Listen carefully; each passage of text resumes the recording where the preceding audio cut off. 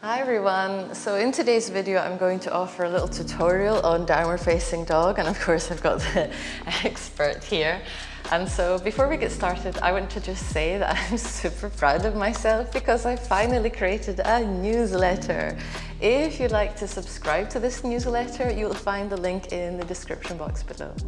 So let's get started with our video now. In today's tutorial, I want to talk about the 3 common mistakes I see in downward facing dog. The second thing is how we ideally want to feel in this pose. And then the last thing is a little tip on how to find the correct distance between your hands and your feet in downward facing dog.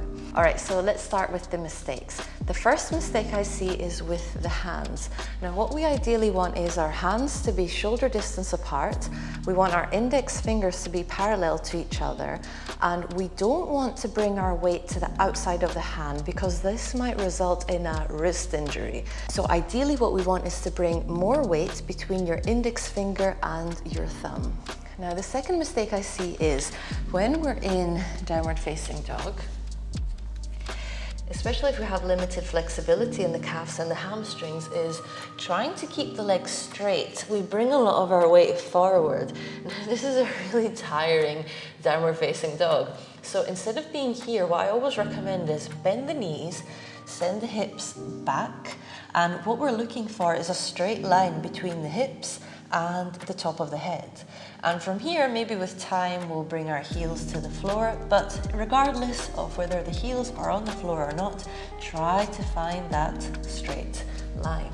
And so the last mistake I commonly see is with the shoulders. What we don't want is our shoulders to be up near the ears. What we want is to roll them down. So in downward facing dog, instead of having the shoulders all the way up towards the ears, try to roll them down. All right, so now let's talk about how we want to feel in this pose. So in our downward facing dog, what we want to be feeling is equal weight between the hands and the feet. So remember, bend the knees to bring more weight back if you feel you've got too much in your hands. The second thing is try to bring the hips up and the heels down. And regarding the gaze, you can either look somewhere in the middle of your mat, you can look between your heels, you can look between your knees, you can even gaze towards your belly button, as long as that doesn't mean that you're hunching up. And so, last tip now, let's see the correct distance between the hands and the feet. Well, to do that, we come into our tabletop position, shoulders over the wrists, hips over the knees, come onto your toes, and let's find our downward facing dog. And that is our correct distance. And so I hope you found this video helpful. I've created quite a few tutorials now. This is the playlist here.